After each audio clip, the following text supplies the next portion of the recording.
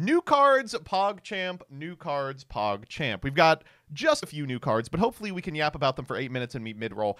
Folks, I don't say this enough. If you are on the MBT Clips channel, thank you so much for being here. I know like it feels like this weird little ancillary thing that is growing off of MBT Yu-Gi-Oh, but I do enjoy this channel a lot. And that video I made the other week where I just talked about my run-through Duel Links was really fun, and I think I might want to do more of those. So if you're interested in those, sound off. You know, maybe I'll upload some unedited yaps once in a while on that channel. I feel like everything on the main channel these days has to be so meticulously curated that I don't get an opportunity to make the kind of content I was making in like 2018. You know, the bad stuff. Anyway, speaking of, here's the new cards. First thing here is Magical Musketeer Mastermind Caspar. So, if you're unfamiliar, Magical Musketeers is a series of light fiends, which immediately suspects them for playability thanks to Fiendsmith. Their individual Link 1, Magical Musketeer Max, is either Soul Charge or set 5 spell traps from deck. You know, when the two modes on your card are Spellbook of Judgment or Soul Charge, you know, it is pretty powerful. That said, they've only ever really been good in the context of exactly a deck that was playable for the 2024 World's Points Playoff. I think Cam Neal was on this strategy, and it looked good, but it wasn't good enough. Will this change it? Let's see. Magical Musketeer Mastermind Caspar. 2 materials, including a Light Fiend. Okay, so you can just make him off of the Fiendsmith engine. If this card is link summoned, you can take 2 Magical Musket cards from your hand or deck, including a monster, special one of those monsters, and set the other to your opponent's field. During either player's turn, you can activate Magical Musketeer spell traps from your hand. So that's unbelievable. Am I crazy? That's unbelievable. So a couple of things here. Obviously, the number one piece of synergy you would think about is Magical Musketeer Max sets or summons based on the cards on your opponent's side of the field. So you just give them a card, and then you can link this off into Max and get what you're missing. Second, you're going to be able to proc Caspar turn 1 because you can summon Caspar off of this. Or you can probably proc Caspar and Starfire if you get Starfire. Third, shouts out to set that card to your opponent's field. 1 trillion years of Pendulum getting fucked by just irrelevant things. Wow. Yeah, no, this is a really good card. And the fact that it's generic means that if you're playing Musket, you don't even need to find the Musket cards to get to it. Max needs an 8 or lower. Okay, so you have to use the monster for the Max. So it has to be like Max, summon the monster from deck, then activate a card in its column. I guess that's a little difficult. It's not that difficult. Wow.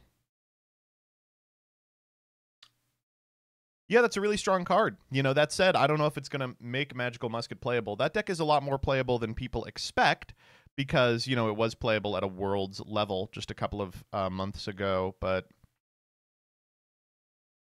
does this move the needle in a world of post-Jush, of Yummy, of K9, of Vanquish Soul, of Dracotail? Probably not. Still, really, really interesting card for sure. And I will be experimenting with it a great deal. Next up. Make the last run with Synchro One-Way. So this is the, I believe, last card that has not yet been revealed for the Synchro structure deck revamp. This structure has been kind of frustrating. Junk and its subsidiaries is an archetype that would be pretty easy to make playable just because a lot of its cards are already pretty good. The problem is, at present, so much of its power is concentrated in Junk Speeder that it's hard to sort of dance around it. It's simultaneously too powerful to give it too much protection or support, lest you just do a wombo combo, and so obviously the choke point that it's not going to get better unless you print protection for it. So here's what this card does. You can only use one of the first and second effects of this card's name once per turn, and only once that turn. Add to your hand or special summon a level 1 tuner from your deck or graveyard. If this card is in your graveyard and you control a Junk Warrior or a monster that mentions it, set this card but banish it when it leaves the field.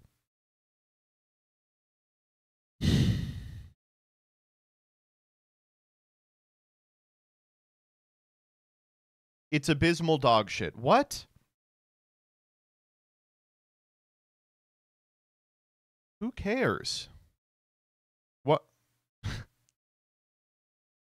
Is this a card we need to be printing in 2025? This is just like, A 2011 style playable card. No, come on. Oh. Should be a quick play spell? I guess.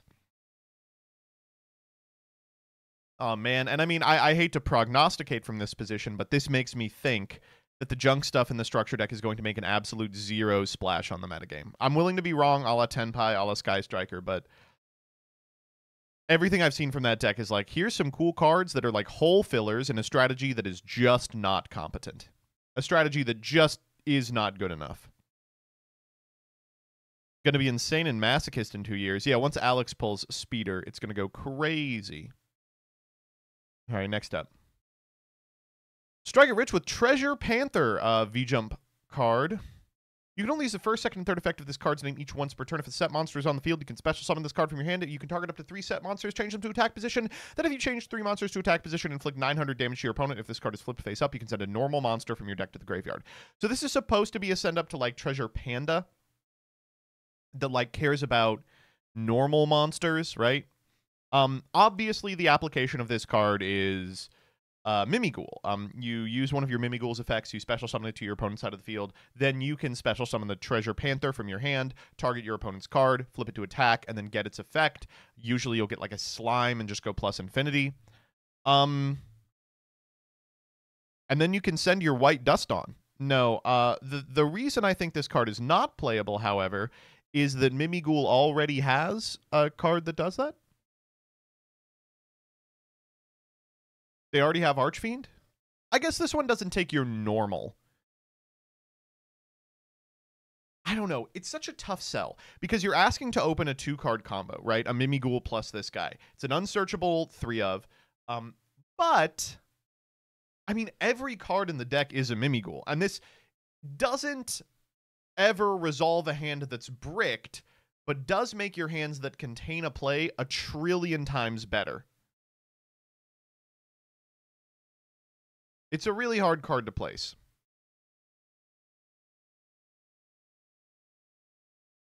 I'm going to say it will probably work its way into Mimighoul builds, but no one's ever going to sit down across the table from this and go, oh my gosh, not Treasure Panther. That's so unbelievable. Goes hard if you play Where Art Thou. I mean, this is maybe a reason to play Where Art Thou, like with some drolls or something.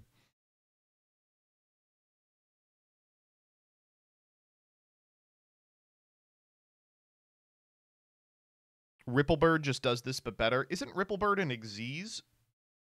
You're describing the difference between like a main deck monster and an Xyz, right? This helps you set up. That's good after you already set up. I may be wrong. Do I not know what Ripplebird does? Regardless, it doesn't matter. This is a V-Jump promo, so we're going to get this in the year 2099 when all the Mimighouls have already been banned for Mimighoul FTK. People are saying you can play this in Enecraft as well, which is, like, fine. Does Enecraft do anything that necessitates this card? I really don't think so. I feel like Enecraft already has enough necessary cards that they don't want to be playing this okay card. And then, finally, I do want to talk a little bit about this. Well, looks like the Japanese are finally catching up to superior Western aesthetic. It is time for them to experience the joy of Mitsurugi. Mitsurugi finally descends upon Japan. This means that we will have Mitsurugi in Master Duel in 2029. But importantly also means that now they will be playing Jush featuring Mitsurugi, which they haven't gotten to experience yet. I don't know if you've all been playing the TCG at all, but I've seen a lot of Mitsurugi, a non-insubstantial amount. People are playing Mitsurugi Pure. People are splashing Mitsurugi in all manner of decks. I saw it in Yummy this past weekend at Locals. But you can play it in anything. It's just a good series of cards that give you kind of a backup plan for pretty low investment. I like them a lot. I love these cards, and I know a lot of people are getting tired of them. I'm just not. Like, I don't know. I can't be too mad about, like, yeah, what do your cards do? Well, it's like maybe a Raigeki and a negation if you have one card in hand, right? Like, what is that? And to facilitate it, you play like 9 bricks. I don't know. I think these cards are cool. I think the OCG is going to enjoy them. And I'm excited to see what they innovate with them. Just getting a fresh set of eyes on these cards is going to do us a lot of good. I wonder if they're going to do the thing where they play Futsu for like 6 months. They're like, Futsu's so good. It goes so plus.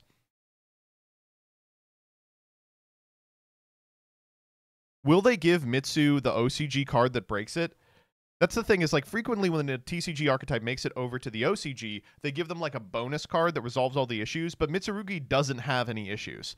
So if they give them anything, it's going to be incredibly good. They could always make them like a bad card. They could give them like a card that's only okay and maybe like smooths out some stuff, but I would appreciate if they gave them nothing. Habakiri 2, it's not once per duel. It's going to be called Habatuiri. And the whole effect is going to be you can activate it a second time.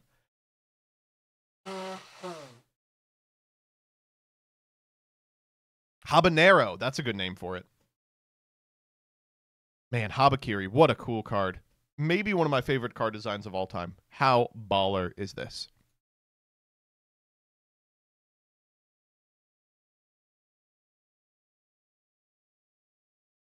Thus ends New Cards PogChamp.